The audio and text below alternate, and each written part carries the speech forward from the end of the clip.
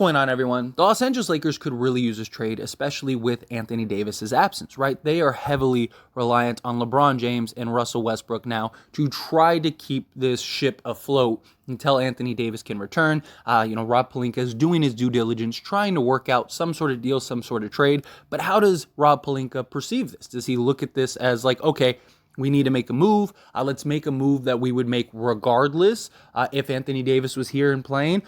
Do we look at a move that otherwise would be different because we don't have Anthony Davis? Like, do we go look at a big man, which I personally don't think is a huge necessity, right? But they could. They could go look at Miles Turner. They could go look at Jakob Poeltl, maybe move Anthony Davis to the 4 in that regard. There are concerns, though, with Miles Turner, right? Is he going to be able to stay healthy? So far, he's been able to, but he's been very injury prone the last few years. Also, he's had trouble working with big men in the past. Does it work the way that people think it will? Also, this type of deal wouldn't solve our biggest needs, which is perimeter defense and just size around the perimeter, as well as three-point shooting. Yes, Buddy Hield would provide three-point shooting and would help in that regard, but he's basically an open door when it comes to defense, right? So maybe Darvin Ham can kind of get Buddy Hield. I mean, he was able to turn Russell Westbrook into a legit defender, but Russell Westbrook also has like the energy, the athleticism, the intangibles to be a good defender. Buddy Hield, not so much, but who knows? Maybe it works out. Maybe it's perfect. And maybe this is a deal that does make a lot of sense for the Los Angeles Lakers going and getting Buddy Hield and Miles Turner, assuming that deal is even still on the table. Personally, I think if the Lakers were willing to cave, I do think Indiana would probably still do it because none of the, like all the variables and reasoning as to why Indiana wanted to make this move to begin with, all are still on the table, right? Miles Turner, is he going to leave? Probably, very likely. Do they still want to get off of Buddy Hield's contract? Probably, very likely. Indiana, yes, they've been playing better this season, but are they really winning anything? Probably not. And they're kind of coming back to reality a little bit. So Indiana could definitely look at this as like, okay, let's do this deal, let's make this move, and end up doing it, but very likely maybe closer to the trade deadline. That is something. Also, we've seen Kyle Kuzma. Kyle Kuzma's gaining a lot of traction, and he might make more sense, right? They've made a move at Bojan Bogdanovic, but Kyle Kuzma, you could go get Kyle Kuzma, Patrick Beverley, Kendrick Nunn, first-round pick. Maybe you could even get like another piece from Washington. You know Washington is willing to deal with you, right? Because you got the Russell Westbrook trade, and it would be kind of ironic that you went and got Kyle Kuzma back. But if you're keeping Russ in the deal and it works out, then in hindsight, who cares, right? It just comes down to like, is this the move that makes the Lakers that much better? Sizable wing, 3-and-D, he's kind of came into his own, but is a lot of that because he's on a Wizards team where he gets the freedom and luxury, because his role is going to be very different with the Lakers. It's going to be more, again, what it was in the past of just, catch and shoot, being that third guy on the perimeter, guarding the best player on the other team, things like that. And he's capable of doing that. I mean, look, he was a huge reason why we won an NBA championship in 2020, right? The bubble year, we got a championship, and Kyle Kuzma played a big role, played a big part. He had some really big, solid games for the Lakers, and he's a guy that can continue to do that. So it does make a lot of sense to go look at him, looking at any sizable wing, right? He's a guy that could get hot, could get you some buckets, can shoot the 3-ball, play some great defense, got some good size, could play both forward spots. It does make a lot of sense. And the Washington Wizards may be the one team that could save the Lakers, right? Like, if you're going to go look at Buddy Hield and Miles Turner, why not look at Kristaps Porzingis and Kyle Kuzma, right? This might actually be the better deal, right? Because Kristaps Porzingis, don't get me wrong, injury history as well, but so has Miles Turner. And Kristaps Porzingis can stretch the floor. He could play the 3. He could play the 4. He could play the 5. You could play him alongside Anthony Davis if you needed to, and still let AD play the 5. Kristaps can shoot and play around the perimeter. Plus, he kind of likes to play around the perimeter anyway. You get that wing 3-and-D wing defender in Kyle Kuzma, and maybe you could even convince them to throw in, a Gafford or something like that. Get another small piece, because look, Washington has not been very good. They are on like a 9-10 game losing streak now. Bradley Beal, yes, just came back, but is he really saving the day? There are even talks about the Lakers should go and acquire Bradley Beal, and that's even starting to gain a little bit of traction. And there was even that report that many execs believe that the Wizards should go and trade Bradley Beal to the Lakers to get off of his atrocious contract. Personally, I hope the Lakers don't. I would rather get Kristaps Porzingis and Kyle Kuzma because, one, it gives you better future flexibility. And two, I think it gives you more of what you need. Gets you some size down low, get you some floor spacing in Kristaps Porzingis, get you some shooting with both of them, right? Kristaps could play the 4 more if you needed to, or, vice versa.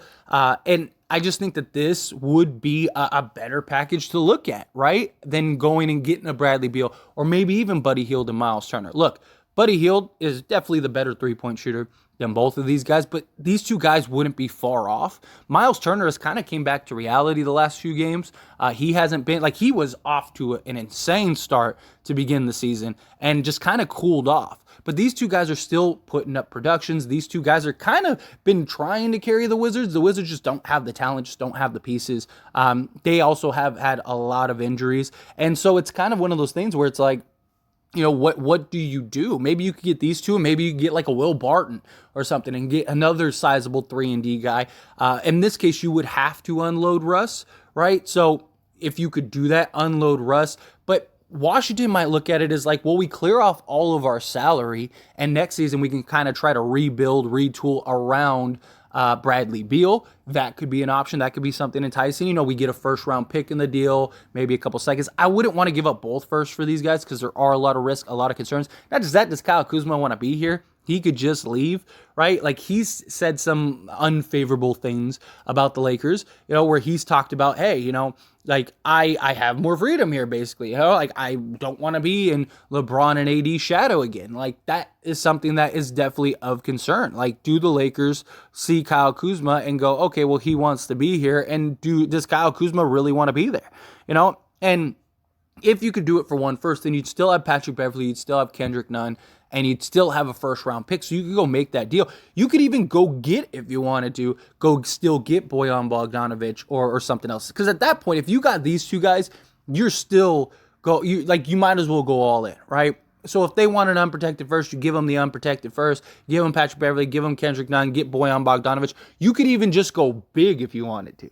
Like, seriously, have LeBron play the point like he should, especially if you unload all of your point guards, right? All you'd have left is essentially Dennis Schroeder and Austin Reeves, who could play the point a little bit. You have LeBron play the 1 spot, right? You have the Walker play the 2 spot, or whatever, or have Kuz play the 2 spot. You have Bojan play the 3, Porzingis play the 4, and AD play the 5. Might be a little weird, but yeah, if it works, it works, right? It'd be the complete opposite of what we're doing right now, where it's just all guards, all small. But even if you don't do that, maybe you go look at, a Hornets deal and go get like a Kelly Oubre and a PJ Washington or something. Just go get some depth. Go get at that point. That's what you would want to use Patrick Beverley and Kendrick Nunn for, is just depth and more options outside of these two. Like, these two would fit in very nicely because you could have Porzingis slide into the 4, have Kuz slide into the 3, you have LeBron play point, and then go with Walker at the 2 guard, right? Or Austin Reeves at the 2 guard, whatever you wanted to do. And now you got a legit starting 5. You got basically 4 guys that can score and give you 20 plus on any given night. It would just take so much pressure off of LeBron James and Anthony Davis. And Washington's going to have to start making some decisions sooner or later, and Bradley Beal is going to be available sooner or later, right? I mean, look, January 15th, I believe Bradley Beal becomes available for his extension. Does Bradley Beal want out? Does Bradley Beal say, hey, look, I'm done, I want out? He's got a no-trade clause. So that's the thing. I mean, theoretically speaking, and look, I'm just throwing this out there, I don't believe this would happen, so don't think what, let's go do that. But theoretically speaking, you could even get all 3 of these guys. You'd have to trade Lonnie Walker, but do you trade Lonnie Walker if you could get Bradley Beal, Kristaps Porzingis, and Kyle Kuzma, especially when Walker, you're probably not going to be able to keep next season because he's playing himself into too big of a contract. His age, his skill set, there's going to be a team that's going to get. I mean, look at Brunson. Right, he got a max contract for like a 6-game sample size, and he's been solid for the Knicks. Don't get me wrong; he's proven that he can be a solid piece for the New York Knicks going forward. But still, they didn't have the Walker's had an entire season so far of like legit like production and showing like he could be a guy. And he's the, third, fourth, fifth option. Imagine if he was like your second option. Like that's how teams are going to look at it. But theoretically, you could tear the team down to the studs and just have like Austin Reeves, Max Christie, Wenyen Gabriel, Thomas Bryant, and then LeBron James, Anthony Davis, and then go get these three. And then at that point, you're just bringing up G League guys because you have your rotation at that point. Like your starting five would be like LeBron, Beal, Kuz, Kristaps, and AD. And then you'd have Austin Reeves, Thomas Bryant, and basically, Max Christie and stuff like that off the bench. But you'd have more than enough to be contending and trying to win a championship. You'd also have like Wenyen Gabriel. So you'd still have a backup 4 and 5. You'd still have, a backup point guard and shooting guard. You still have Dennis Schroeder. That's who it is. So your bench 5 would probably be Dennis Schroeder, Austin Reeves. You'd have Wenyen Gabriel, Thomas Bryant, and maybe Max Christie. Or you go and you get, go get a Mo Harkless or something like that and free agency to come in. Now you're legit 10 deep. You're good to go. You're off to the races. You're basically turning all of your scraps and Russ and Walker into these three guys. Again, not saying it'll happen, but it is something that you at least could keep an eye on. At least something that could be interesting, especially if Bradley Beal wants to come. Because if they're willing to trade Bradley Beal, right? Like let's say Bradley Beal's like, look, I want to be traded. I want you to trade me. Do you really want to keep Kristaps Porzingis' money? No, at that point you might as well unload him too. Kyle Kuzma, do you see him as a future piece if you're rebuilding? Probably not. Now, maybe you could go and get more for Kuzma. I don't see them getting a bunch for Porzingis. So maybe you get Porzingis and Bradley Beal. Maybe that's something that the Lakers would look at. And then use Kyle Kuzma to trade elsewhere. But it just comes down to the options. Do you look at it as like, well, if we're going to trade all these guys, let's get both first-round picks from the Lakers, and let's just clear all the salary. Let's just start from scratch. Because the one leverage that the Lakers would have is Bradley Beal has a no-trade clause. So if Bradley Beal says, I'm not going anywhere except for the Lakers, then the Wizards are kind of in a bind, right? And at that point, do you just say, here, take everybody? Just let us clear off all the cap space? Because if you took all three of these guys, the Wizards basically have nothing. They are down to the literally the studs. They don't even have. They're just down to the foundation, right? Like now you're building around your young guys and just trying to build for the future.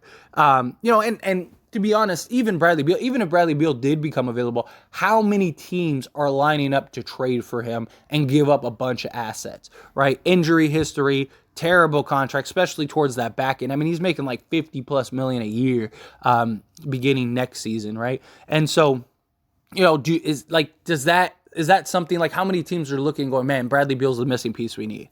Maybe like the Nets would do it for like Kyrie, like maybe that's something that they would consider and go, hey, well, we're probably going to lose Kyrie at the end of the season, so let's go get Bradley Beal. Not just that, but Bradley Beal might be able to convince Kevin Durant to stay. And now you got Bradley Beal, Kevin Durant, Ben Simmons. That could be something. That might be an asset move that they might look at, or maybe at least in the offseason.